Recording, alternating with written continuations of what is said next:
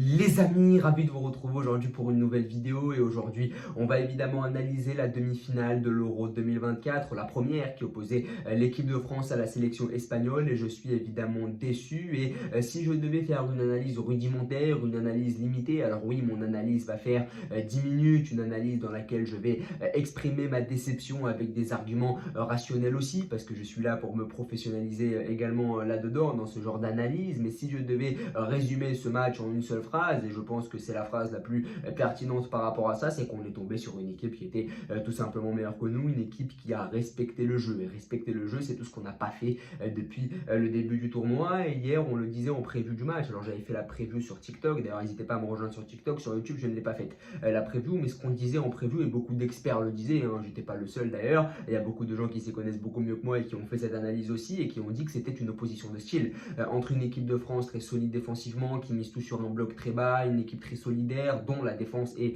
la principale arme face à une sélection espagnole qui est radicalement différente puisque la sélection espagnole va venir exercer un pressing, parce que la sélection espagnole va évidemment beaucoup jouer au ballon comme c'est évidemment inscrit dans son ADN avec cette nouvelle fonctionnalité de débloquer, la fonctionnalité d'aller chercher sur les ailes avec Yamal ou encore Williams. Donc une équipe espagnole de grande qualité sur le plan technique. Et hier on a eu la victoire du football. Alors évidemment je suis patriote, chauvin, des fois je peux être de mauvaise foi. Hier j'étais évidemment très déçu, mais au réveil ce matin je me suis dit qu'on avait affronté une meilleure équipe que nous et que c'était le jeu qui l'avait emporté. Je suis content que le jeu l'ait emporté parce qu'hier les Espagnols nous ont montré que le football c'était un sport qui se jouait avec un ballon et c'était celui qui utilisait le mieux le ballon qui remportait au final le match, parce que Deschamps a voulu nous faire croire qu'on pouvait à la longue gagner des matchs de football, en tout cas gagner des tournois de grandes compétitions internationales en jouant de cette manière là et en ne respectant pas le jeu. Alors oui c'est un style de jeu, le style de Deschamps, oui c'est un style qui nous a souri dans le passé et qui nous sourira sûrement encore puisque Deschamps devrait évidemment remplir, il n'y a pas de souci par rapport à ça, mais en jouant comme ça tu ne respectes pas le jeu parce que les Espagnols, les Allemands, les Suisses depuis le début de ce tournoi ont respecté le jeu. Alors toutes ces équipes là n'ont pas été récompensées, mais elles ont respecté le jeu en proposant des choses, en essayant de jouer avec ce ballon, avec ce cuir, en le faisant tourner, en faisant en sorte que tous les joueurs créatifs s'expriment de la meilleure des manières, ce que n'a pas fait évidemment Didier Deschamps, mais là aussi il n'y a pas tout qu'à ajouter. Avec Deschamps on a gagné beaucoup, c'est un style très particulier, on peut dire ce qu'on veut de ce style là, il nous a quand même fait gagner dans le passé, mais d'un autre côté tu peux prendre le revers de la médaille qui est que quand tu ne produis pas de jeu, et bien le jour où tu perds, quand tu bases tout sur la culture de la gagne, le jour où tu perds tu n'as plus rien, parce qu'aujourd'hui on n'a plus rien à quoi se raccrocher sur cet Euro 2024. Si les Espagnols avaient perdu hier face à l'équipe de France, et bien les Espagnols auraient pu se raccrocher à quelque chose. Les Espagnols ont quand même une philosophie de jeu, les Espagnols proposent quand même du jeu, et quand tu proposes du jeu tu as toujours beaucoup plus de chances de remporter le match à la fin. Moi ça j'en suis persuadé, tu as toujours plus de chances de remporter des matchs en venant avec un 4-3-3, en pressant haut, en utilisant au maximum tes joueurs de ballon, en faisant tourner, en essayant de se procurer des occasions, qu'en venant avec un bloc bas et en misant sur ta défense. Tu as beaucoup plus de chances en gagnant de la manière des Espagnols. Donc voilà, au final on n'a pas été récompensé, et si les Espagnols avaient perdu hier, eh bien ils auraient eu leur style de jeu, ils auraient eu quelques matchs références dans la compétition, la Géorgie, l'Allemagne, la Croatie, l'Italie. Les Espagnols ont eu des matchs références, ils ont quelque chose à quoi se raccrocher, mais nous on n'a rien. On a juste ces séances de tir au but face au Portugal, on a ce match au bout de l'ennui face à la Belgique, mais c'est pas des matchs références, c'est pas des matchs qui permettent à Deschamps de pousser pour sa candidature pour continuer encore 2, 4, 6 ans de plus, parce qu'aujourd'hui la France est éliminée, mais comme elle a tout basé sur la culture de la gagne, eh bien elle n'a absolument rien à quoi se raccrocher. J'ai fait 4 minutes sur de la philosophie, j'ai fait 4 minutes sur évidemment ma déception parce que l'irrationnel prend le dessus, et j'ai fait 4 minutes sur le style Deschamps, ce qui nous a coûté hier et le fait que le jeu l'a emporté. Maintenant on va parler du match pendant les 5-6 prochaines minutes de cette vidéo, et si je devais parler du match je dirais qu'on a tout de même fait une bonne entame, je trouve. Alors oui les Espagnols ont évidemment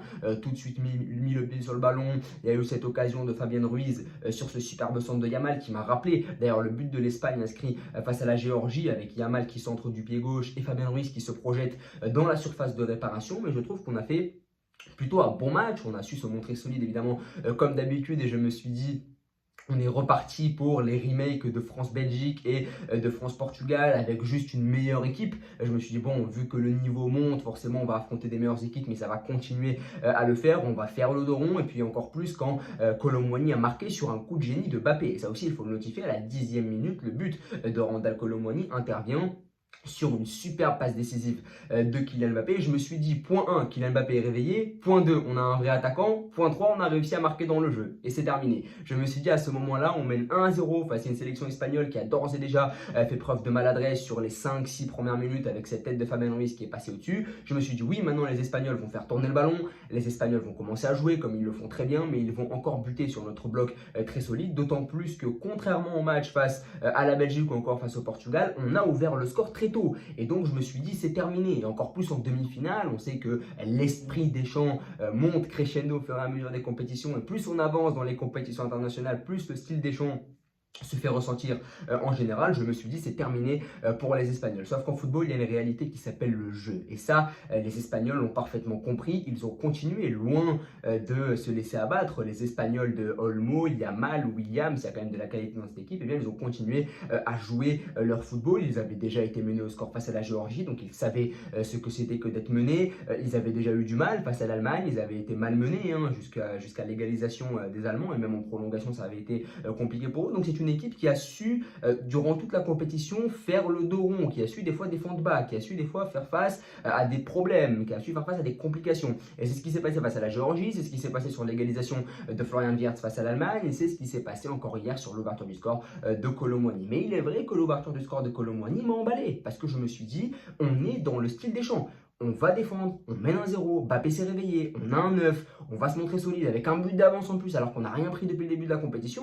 J'étais vraiment enthousiaste. Mais il s'est passé 5 minutes de la 20 à la 25e où on prend 2 buts et ça évidemment c'est quelque chose que tu ne peux pas anticiper quand tu mises sur une stratégie résolument défensive, c'est le blackout. À un moment donné, tes défenseurs sont tellement les éléments les plus fondamentaux de ta philosophie, de ta stratégie que si les défenseurs éteignent la lumière, ce qui peut arriver, parce qu'un défenseur qui éteint la lumière, c'est beaucoup plus préjudiciable qu'un attaquant. Un attaquant qui est mauvais, bon, ça peut arriver. Depuis le début de la compétition, tous nos attaquants sont mauvais et on se retrouve en demi-finale. Par contre, quand c'est la défense qui éteint la lumière, Tchouaméni qui se fait éliminer comme un U8 sur le crochet d'Olmo, en plus un crochet qui est vraiment super long de Olmo. D'ailleurs, le déplacement est excellent évidemment, le contrôle bien sûr, mais sur le crochet, je trouve que Tchouaméni est beaucoup trop lent. À un moment, ça n'est pas possible. C'est de Koundé, ça n'est pas possible aussi de défendre de cette manière-là. Donc à partir du moment où ta défense commence à faire un blackout et ta défense te lâche complètement, tu ne peux plus espérer grand-chose, d'autant plus qu'à 2-1, on connaît notre équipe de France, on sait que Mbappé, hier, malgré sa passe décisive, n'était pas du tout dedans, même s'il a enlevé son masque,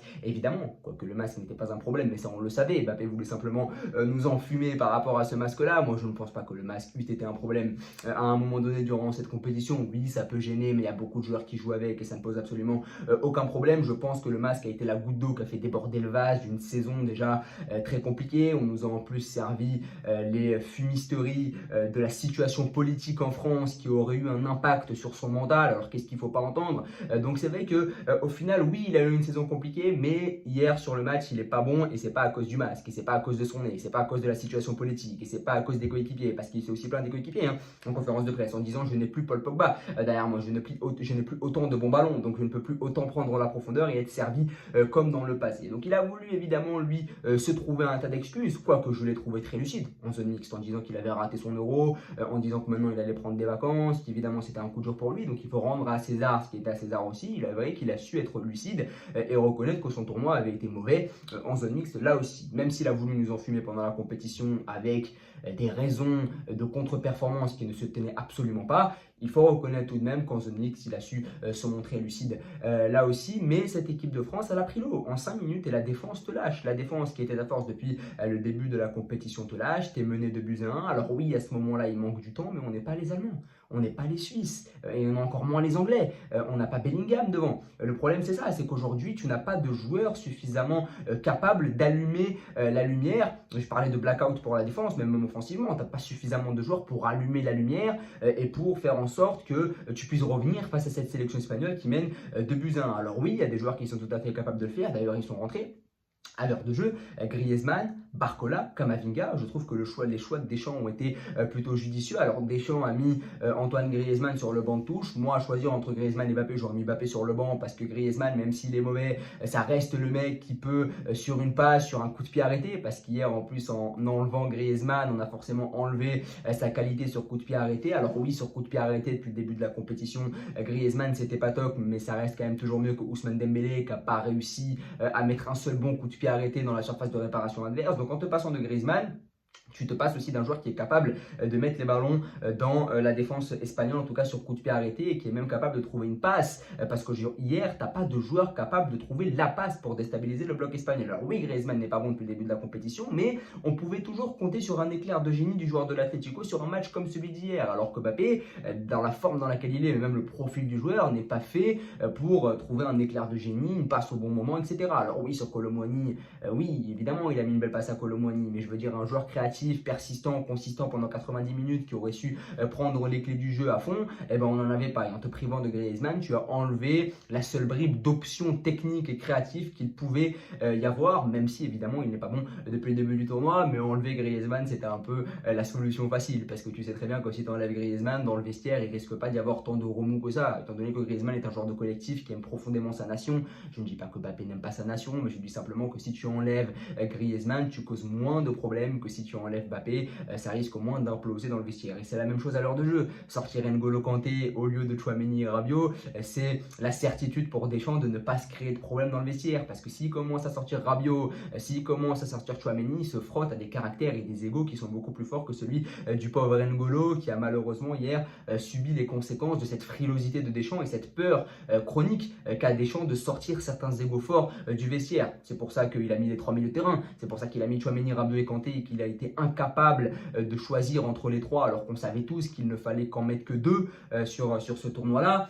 Donc voilà, au final, il y a plein de choix comme ça où tu te dis Deschamps a peur des égos. Il a peur de sortir Mbappé, alors que depuis le début de la compétition, oui, peut-être que Mbappé ne mérite pas d'être remplaçant, mais il ne mérite pas toujours de jouer 90 minutes. Il a hésité à sortir un des 3 milieux de terrain, Tchouaméni, Kanté, Rabiot. Kanté, c'est parce qu'il est absolument indispensable sportivement, et Tchouaméni, Rabiot, c'est parce que c'est des mecs qui ont des égos très forts, et c'est toujours dur de bouger des mecs qui étaient déjà là lors de la Coupe du Monde 2022. Donc on peut quand même reprocher pas mal de choses à Deschamps sur cette frilosité, cette incapacité à gérer les égos forts. Parce que sortir Griezmann, sortir Giroud depuis le début de la compétition, c'est facile. Sortir Kanté aussi, parce que ce sont des mecs qui sont sympas, ce sont des mecs qui sont quand même plutôt agréables à gérer dans un vestiaire. Si tu les sors, il n'y aura pas forcément de remous. Alors que si tu commences à sortir Mbappé, Tchouaméni, Rabiot, qui sont connus pour être un peu plus capricieux, entre guillemets, mais c'est l'âge qui veut ça, forcément tu peux te causer des problèmes. L'entrée de Barcola, très pertinente à la 60e, mais j'aurais aimé voir Barcola titulaire, sachant qu'hier Jesus Navas il a 38 ans. Jesus Navas 38 ans, arrière droit, j'aurais aimé quand même voir un Barcola en face de lui plus que ça. Et dès que Barcola est rentré, il a évidemment mis dans le rétro Jesus Navas. Il a été bien meilleur que lui, il a pris le dessus sur tous les duels évidemment, parce qu'il est au-dessus, mais du coup j'aurais aimé voir Barcola plus que sur 28 pauvres minutes. Si Barcola avait été titulaire dès le début face à Jesus Navas, le match on aurait peut-être eu plus de chances de le renverser. Mais le problème c'est que si tu fais rentrer Barcola dans le 11, tu es contraint de sortir Kylian Mbappé. C'est ça le problème. Et c'est ça que Deschamps n'a pas su faire comme choix. Faire rentrer Giroud à la 80e minute alors qu'objectivement il n'y a plus de joueurs pour lui filer des ballons, ça aussi c'est compliqué. Giroud c'est un mec que tu mets au début de match. Tu peux le mettre, peut-être le faire rentrer à l'heure de jeu avec tous les autres mecs comme Camavinga, Griezmann, mais le faire rentrer comme ça à la 80e tout seul, le jeter comme un pavé dans la mare alors que l'Espagne est en gestion, que les carottes sont cuites et qu'on a énormément de mal à se créer des occasions. C'est compliqué parce que tu le fais rentrer à la 80e quand les Espagnols sont en gestion. Alors que Giroud, il aurait fallu le faire rentrer peut-être 20-25 minutes plus tôt avec Lolo, Camavinga, Griezmann, Barcola, faire peut-être 4 changements d'un coup. Ou alors ne pas faire rentrer Camavinga et laisser N'Golo Kanté pour mettre Giroud à la place de Kolo Muani beaucoup plus tôt pour permettre quand même à l'équipe de France de lui filer des bons ballons dans les moments où on était encore en train de pousser. Parce qu'à la 80e minute, je ne sais pas si vous avez vu le match en entier, mais à la 80e minute, les Espagnols sont déjà en gestion et nous on pousse rien du tout. À la 90e minute, c'est quand même très compliqué pour l'équipe de France à ce moment-là. Donc, au final, on se rend compte que les changements n'ont pas forcément été mauvais. Faire rentrer Camavinga, Griezmann et Barcola, c'était pas fondamentalement mauvais. En plus, c'est à l'heure de jeu. D'habitude, Deschamps change les joueurs beaucoup plus tard que cela. Mais malheureusement, j'aurais aimé que Barcola rentre peut-être à la mi-temps ou qu'il soit titulaire dès le début. J'aurais aimé que Griezmann soit titulaire dès le début malgré le fait qu'il soit mauvais parce que Griezmann, c'est le seul mec créatif et même s'il est mauvais, c'est quelqu'un qui, par une passe, par un coup de pied arrêté, peut faire la différence évidemment, surtout dans un match où tu es mené pendant l'intégralité, pendant la quasi-intégralité de la partie. J'aurais aimé que Giroud rentre 15-20 minutes plus tôt, à un moment où les Espagnols sont un peu plus sur le fil, plutôt qu'à la 80e où ces derniers pensent déjà à la finale, où ils ont déjà tout fermé et où c'est terminé pour un mec comme Giroud pour pouvoir s'exprimer à fond. Donc voilà. Et puis surtout sur les 5 dernières minutes, on n'avait pas l'impression qu'on avait une équipe de France qui voulait absolument égaliser. Je trouvais que c'était encore sur un petit rythme, je trouvais encore qu'on avait du mal sur ce match-là, avoir l'énergie nécessaire. On sait que la préparation a été compliqué, mais on a eu du mal à avoir l'énergie nécessaire pour pousser. Parce que normalement, quand tu es mené 2-1 sur une demi-finale d'Euro comme ça, sur les 5 dernières minutes, le match, tu dois l'enflammer. Le match, tu dois absolument faire en sorte de l'embraser pour évidemment essayer de bouger ce bloc espagnol qui s'est montré très solide et pragmatique sur la fin du match. Les Espagnols sont rentrés en gestion. Et le but de Yamal, c'est un but qui vient parce que tu recules. Aussi, ça, il ne faut pas l'oublier. Alors oui, le but de Yamal est magnifique, mais c'est un but qui intervient parce que tu recules inexorablement et du coup, tu laisses le gamin faire son crochet sur le gauche et enrouler. Comme l'a dit Griezmann dans son mix, tu sais que Yamal est gaucher et pourtant ça t'empêche pas de reculer et de le laisser repiquer sur son gauche parce que toi ta stratégie c'est de bien défendre, c'est de défendre bas, mais à partir du moment où tu affrontes une équipe qui vient te chercher haut et qui peut aussi être susceptible de frapper de loin, ben, ça devient beaucoup plus compliqué. Donc il y a globalement sur cette équipe de France, il y a beaucoup de choses à redire. La première chose c'est peut-être la fin du style Deschamps parce qu'hier c'est toute une métaphore sur le football. Tu affrontes une équipe qui joue et quand tu affrontes une équipe qui joue, tu te prends souvent la réalité dans la gueule. Le deuxième point, c'est les choix de Deschamps. Pourquoi est-ce que Mbappé joue 90 minutes? Pourquoi Griezmann sur le banc alors que c'est le seul créatif? Pourquoi Barcola sur le banc? Pourquoi faire entrer Giroud aussi tard? Il y a beaucoup de choses, il y a beaucoup de questions comme ça auxquelles on n'a pas eu de réponse. Pourquoi est-ce que N'Golo Kanté sort aussitôt à l'heure de jeu alors qu'il est capable, N'Golo Kanté, de faire la différence, notamment sur la durée? On sait que c'est un joueur, la qualité principale de N'Golo, c'est de pouvoir tenir sur la durée. Hier, il sort à l'heure de jeu. Quelle durée tu lui donnes?